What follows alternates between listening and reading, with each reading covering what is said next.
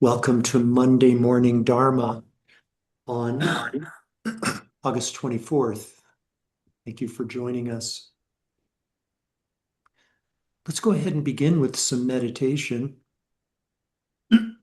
Please settle into a comfortable meditation posture.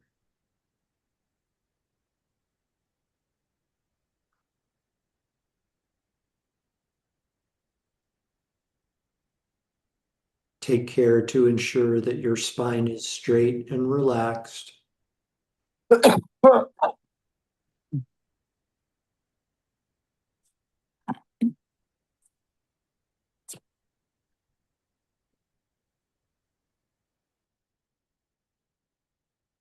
And as a preliminary to our meditation,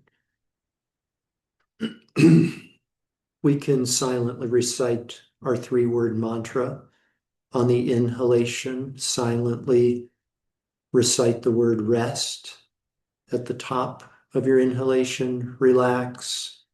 On the exhalation, allow.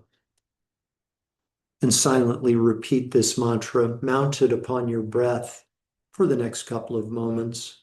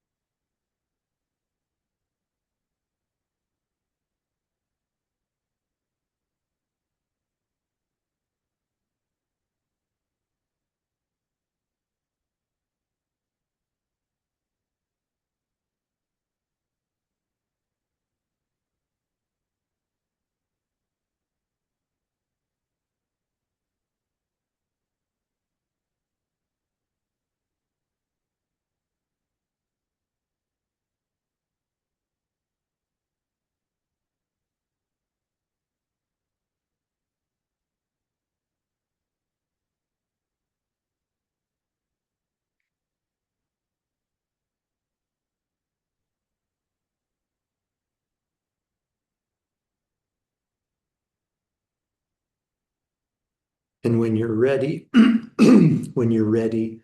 please gently transition into meditation on the inner body. Be the silent observer of sensations that may start in your hands and your feet. No analysis is necessary. There's nothing to figure out. Just be the silent observer of these sensations and allow a more tranquil, supple state of awareness to emerge.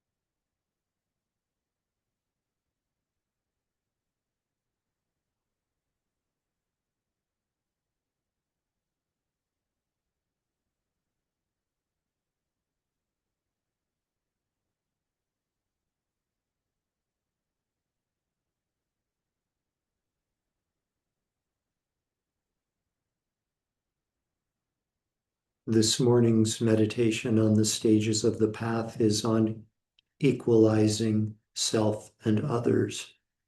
And in order to practice this meditation, I'd like you to please bring to mind a group of people with which you are acquainted in your life. This can be a collection of neighbors in the neighborhood where you live, members of a club, your family, any group of people in your life. Please take a moment to bring this group of people to mind.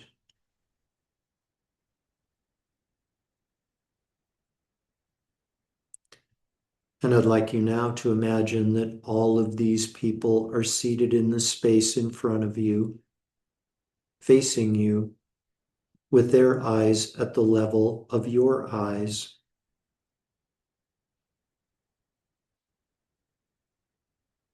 And we can contemplate that the happiness of these people in the space in front of me are equal in importance to my own happiness. Although I may live my life as though my happiness is the most important, this is not a valid view. The happiness of everyone, including the people in the space in front of me, are equal in importance.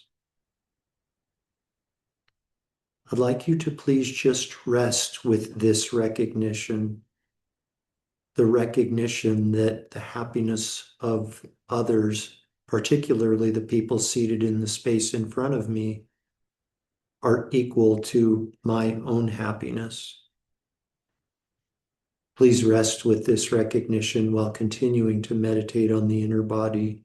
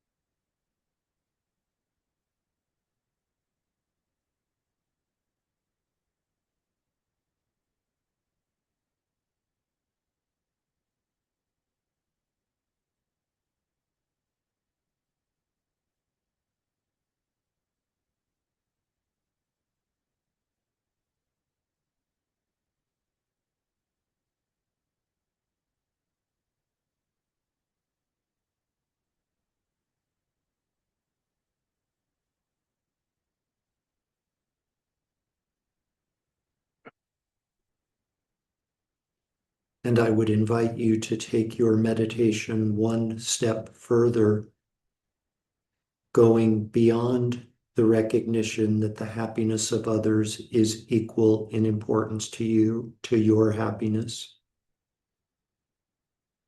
I'd like you to develop the determination, the resolve to live your life, to live the fact that the happiness of others is equal in importance to your own happiness. For the last few moments of our meditation this morning, please rest with this decision to live equalizing self with others, conjoined with meditation on the inner body.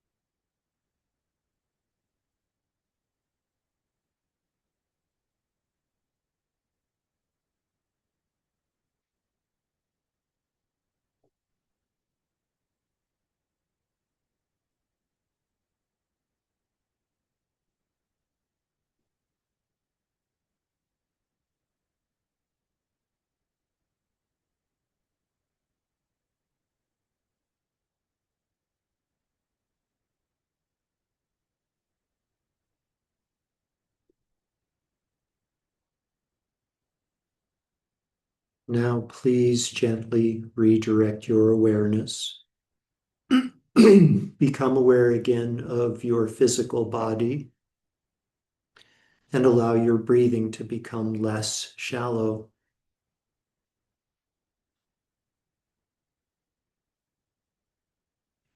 Become aware again of the garments of clothing resting on the surface of your physical body.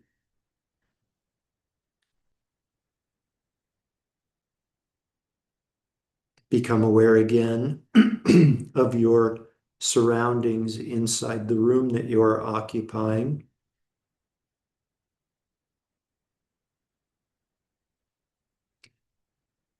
Deeper and deeper breaths, becoming aware again of the world that exists outside of the room that you're occupying.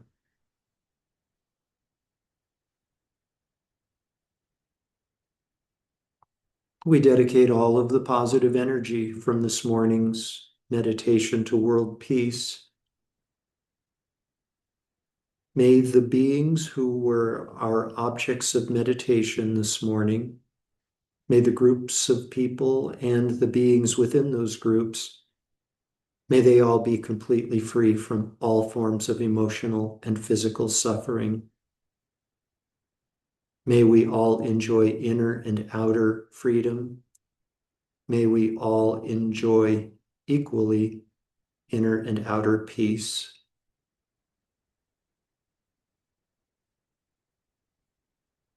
Completely fill up your belly and lungs with air, and when you're ready, you can open your eyes and bring your meditation to an end.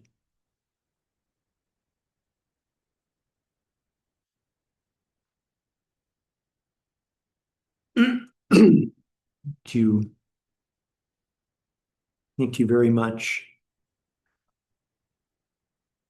So,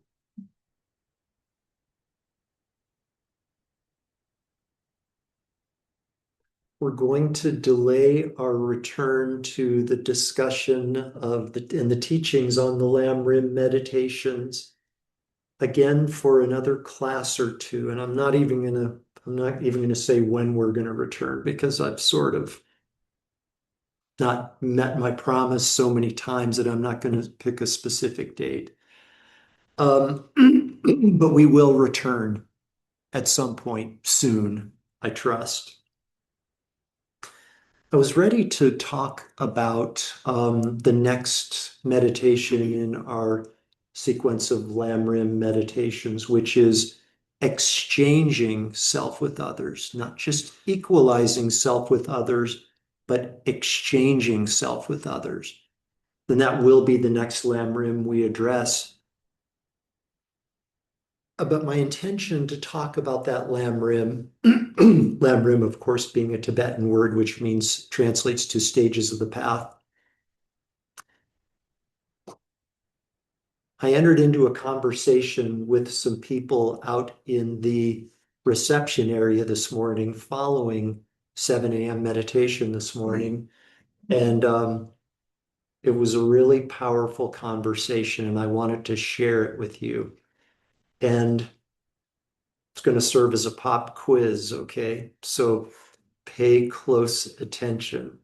A pop quiz, I'm going to tell you what we discussed, give you something to think about, and then we'll have a discussion class on the subject and anything else you guys want to talk about on Friday.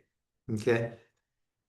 So, a couple of guys, there were three of us at 7 a.m. meditation this morning, one of whom is a gentleman named David Stone.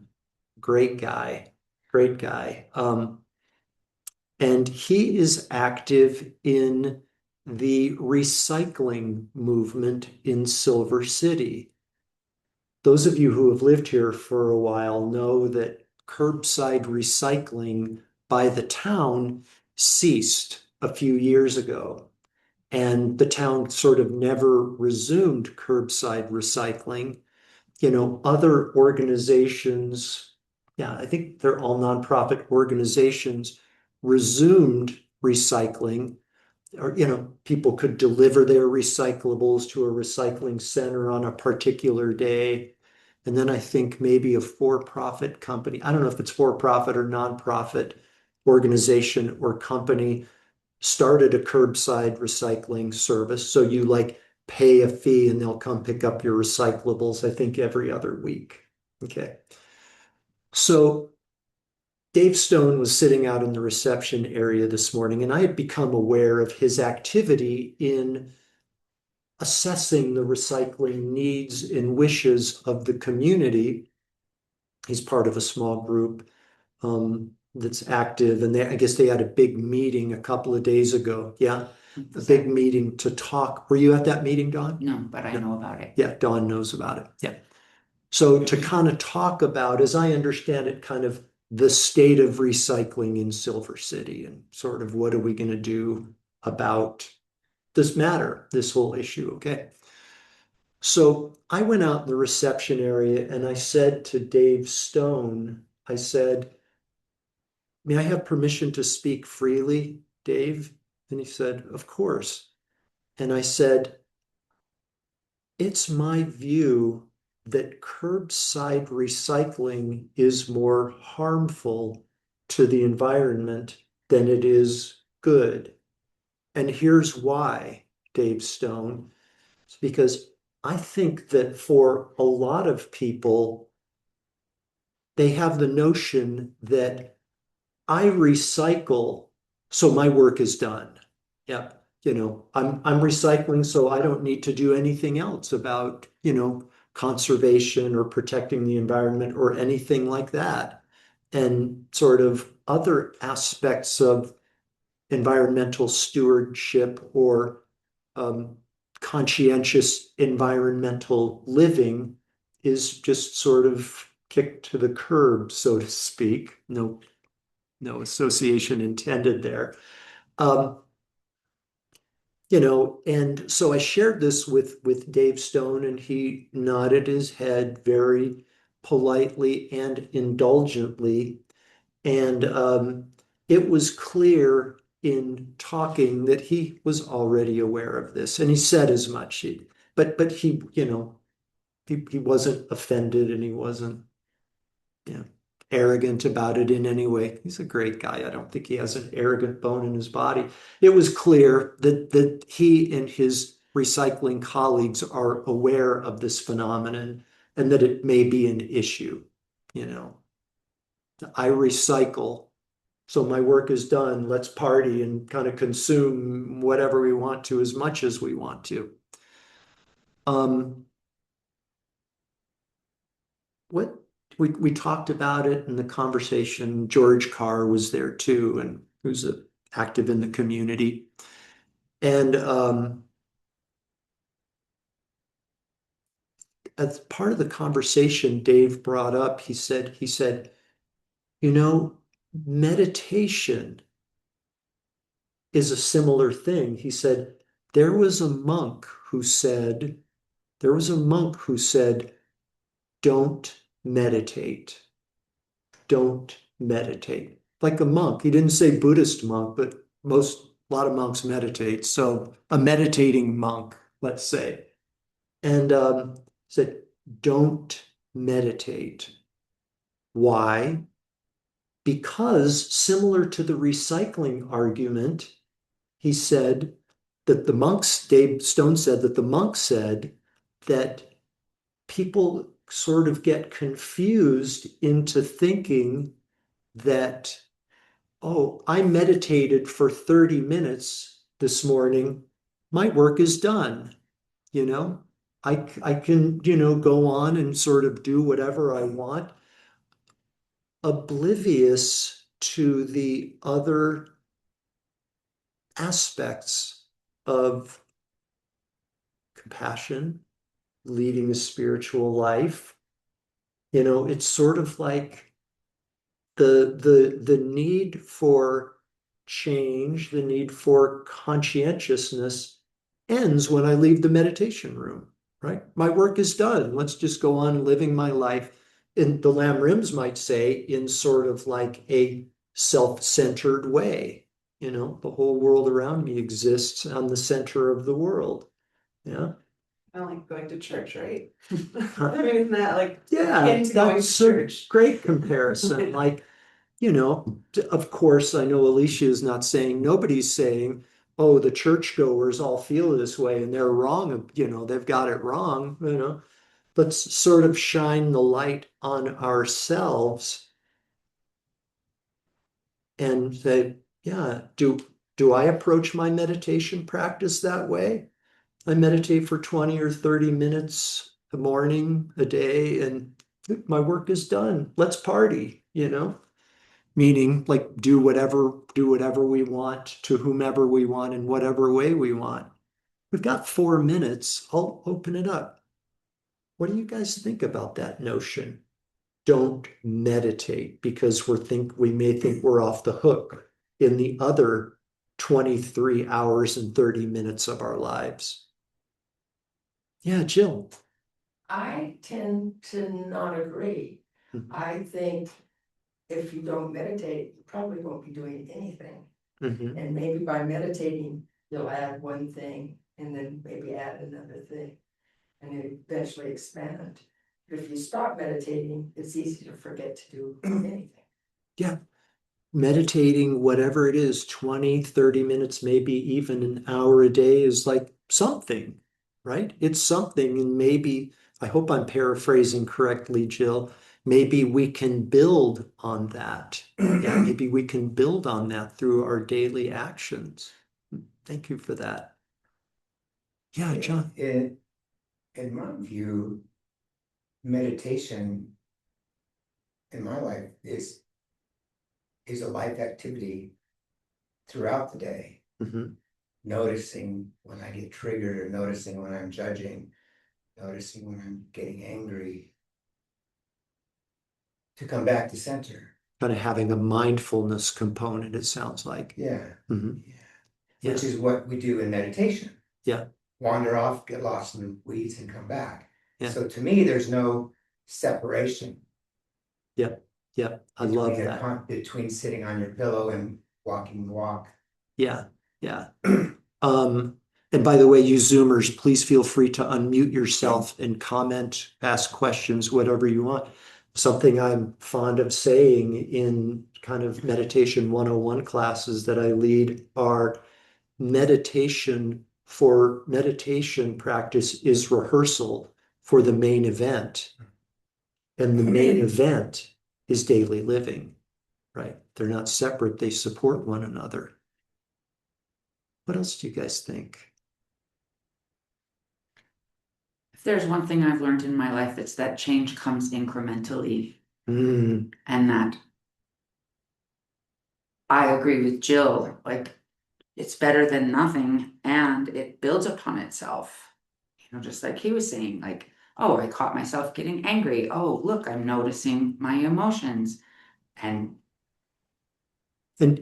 go ahead, sorry. no, go ahead. I was just gonna say, and isn't that great when that happens, when we're sort of like leading our lives and we respond differently to a situation. Somebody says something that we find offensive and we might retaliate in some way or tense up or something. And then one day it's just like, oh, I sort of wasn't affected by that insulting comment the way I usually am. But I Isn't feel if I'm that not interesting? meditating, it's not going to happen. Yeah, without meditating, that's not going to happen. Teta, do you have something? Yeah, it's like if you want to eat healthy and then you eat a healthy breakfast and then you eat pizza and potato chips the rest of the day, you're not really going to make any progress. Yeah, that's right. Yep, absolutely. And to that point, it's 8:59, so we'll close. We can continue this discussion on Friday and talk about anything. Let's just declare Friday is going to be a question and answer discussion class. Okay. Yay. Okay. Jill is applauding. Um, shoot, there was one more thing I wanted to share in closing. Oh, I know what it is. Those of you who are working the Lam Rim meditations and studying the text, the new meditation handbook where the 22 meditations are listed, that every Lam Rim is presented in terms of the meditation practice and the practice during the meditation break, right? And the practice during the meditation break is an extension of what we meditate on while we're sitting doing formal meditation practice. So it is a continuation. It continues during the meditation break, or we're encouraged to continue, whether it's compassion, equalizing self with others, remembering the kindness of others. Our practice during the meditation break is to put into practice what we meditated on previously. So there's kind of a yin and a yang relationship. They're separate but related, and it's just all a continuum of practice. Yeah. Okay. 9:01. Thanks, you guys. Discussion, question, and answer on Friday. Meditation on Tuesday and Thursday this week. Thank you very much. Have a great week. Movie tomorrow night. Movie tomorrow night. Thank you, Jeff. Frequency. You're welcome. Frequency at Whitehall WNMU campus. Bye, you guys. Bye, Blake. Bye, Ann. Thanks for joining us. Bye, Linda. Jeff, I do have a question